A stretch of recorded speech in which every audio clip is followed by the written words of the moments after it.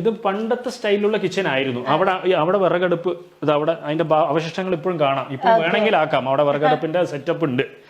പിന്നെ ഇവിടെ ഞാൻ കുഞ്ഞായിരിക്കുമ്പോ ഇവിടെ വാഷ് ചെയ്യേണ്ട സിങ്ക് ഒക്കെ നിലത്തെങ്ങനെയായിരുന്നു. അപ്പൊ അതിനൊന്ന് ചെറിയതായിട്ട് മാറ്റിയെന്നേ ഉള്ളൂ. 4 തലമുറയായിട്ട് യൂസ് ചെയ്തുകൊണ്ടിരിക്കുന്ന എന്റെ മുത്തശ്ശി കുക്ക് ചെയ്ത കിച്ചണാണ്. അവിടെ ഇപ്പൊ അമ്മ എല്ലാരും കുക്ക് ചെയ്യുന്നുണ്ട്. ഇവിടെ ഞാൻ വന്നപ്പോ തന്നെ നമ്മളൊരു ഗ്ലാസ് വെള്ളം ചോദിച്ചപ്പോഴും സ്റ്റീൽ ഗ്ലാസ് ആണ്. ഇവിടെ വന്ന എല്ലാ പാത്രങ്ങളും ശ്രദ്ധിക്കുമ്പോൾ സ്റ്റീൽ പാത്രങ്ങളാണ്. അത് എന്തുകൊണ്ട്? അതിലൊരു കാര്യം കൂടി ഞാൻ നേരത്തെ പറഞ്ഞല്ലോ, സർജിക്കൽ എക്യുപ്മെന്റ്സിന്റെ ബിസിനസ് ആണ്, ഫാമിലി ബിസിനസ്. ഇപ്പൊ ഇവിടെ ഇല്ല, ബാംഗ്ലൂരിലും മംഗലാപുരത്തുണ്ട്. പക്ഷെ ഇവിടെ ഉണ്ടായിരുന്നപ്പോ ഇതൊക്കെയല്ല. പക്ഷെ ഏറ്റവും വലിയ ഉണ്ണാനുള്ള പാത്രമാണ്. ഇതിവിടെ ഫാക്ടറിയിൽ ഉണ്ടാക്കിയതാണ്. ഇതും അതേപോലെ ഇത് നമ്മുടെ ഫാക്ടറിയിൽ ഉണ്ടാക്കിയതാണ്. അതേപോലെ ഈ വെൽഡിംഗ് സ്പോട്ട് കാണുന്ന പഴയ സാധനങ്ങളൊക്കെ എല്ലാത്തിലും ഹെബ്ബാർ ഇട്ടുണ്ടാവും. ഇതാ കണ്ടോ, ഹെബ്ബാർ സ്റ്റെൻസിൽ ചെയ്ത് വെച്ചിട്ടുണ്ടാവും. ഇത് ഫാക്ടറിയിൽ ഉണ്ടാക്കിയതാണ്. അപ്പൊ ഇതൊക്കെ അറൌണ്ട് 60 to 70 years ഓൾഡ് ആണ്. ഈ പാത്രങ്ങൾക്കുണ്ട് കഥ. എന്റെ മുത്തശ്ശൻ കഴിച്ച പാത്രം ആണോ? ഇപ്പൊ ഇതിൽ തന്നെയാണ് എല്ലാരും ഫുഡ് കഴിക്കുക? അല്ല, ഇപ്പൊ അത് വല്ലപ്പോഴും യൂസ് ചെയ്യാറുണ്ട്. ഒരു കൗതുകത്തിന് ചിലപ്പോൾ ഗസ്റ്റ് ഒന്ന് പറയും ഇതിൽ കഴിക്കുന്ന.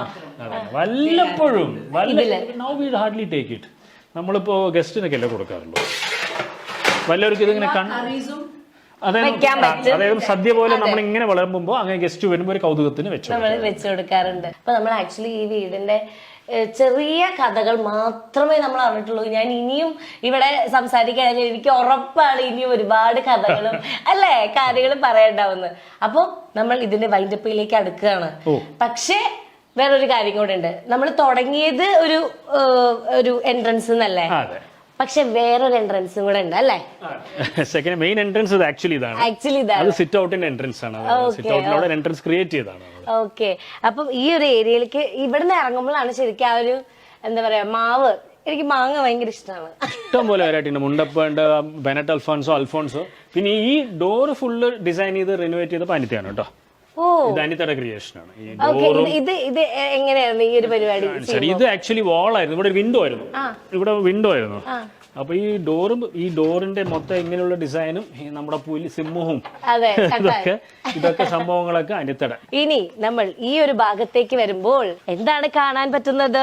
മാവ്. ഞാൻ ആദ്യം ഇത് മുണ്ടപ്പ എന്ന് പറയും. ഈ വീടിന്റെ ആ സൈഡിലുള്ളത് മുണ്ടപ്പയാണ്. അതാണ്. ഇതെങ്ങനെയാ പറഞ്ഞാൽ അതാണ്. പച്ചയായിരിക്കുമ്പോ ഭയങ്കര പുളിപ്പും, പഴുക്കുമ്പോ വളരെ വളരെ വളരെ സ്വീറ്റ് ആണ്. ആൻഡ് താഴെ ഉള്ളത് ബെനറ്റ് അൽഫോൺസ്, നീലമൊക്കെ ഉണ്ട്. ഫുൾ ആക്ച്വലി ഇവിടെ ഇറങ്ങി കഴിഞ്ഞു കഴിഞ്ഞാൽ നമുക്ക് മുറ്റത്തുനിന്ന് ഓരോ സാധനങ്ങൾ പറിക്കുക, ഫുഡ് വെക്കാം. അതെ, സപ്പോർട്ടയുണ്ട്, ചക്കയുണ്ട്, മുരിങ്ങയൊക്കെ ഉണ്ട്. ആണോ?